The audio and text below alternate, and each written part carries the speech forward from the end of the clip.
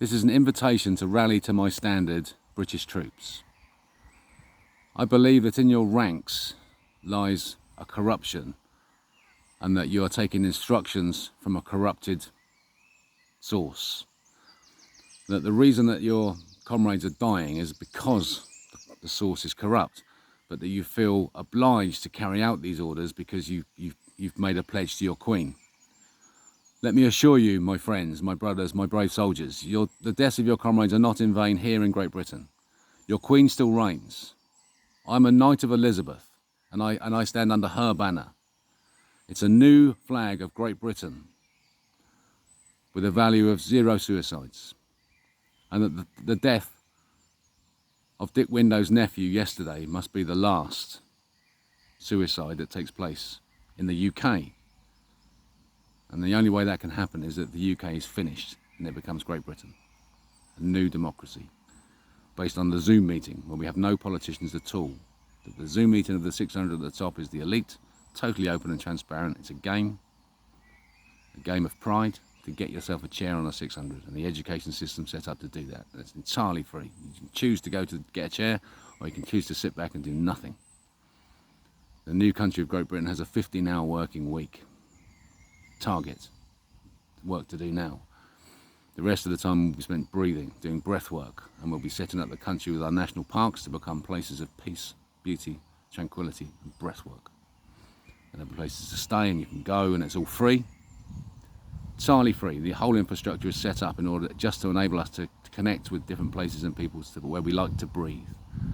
And you don't go on holiday there, you go and live there.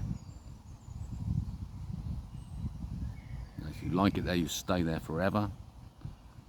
And if you want to surrender that home that you're living in and go and live somewhere else, you surrender it. You treat it with a pristine manner and leave it for the next guests. Because what I'm claiming as a subject as my right is that I hold the throne of the Prince of Wales by right of my morality, from the law of God.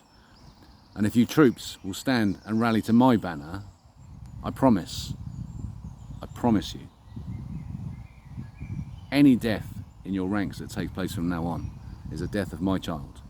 And I see you all as my children and value you in the same way. And that my call to you is to come home and rally to my banner and build a new country of peace, where the first step will be the healing of PTSD.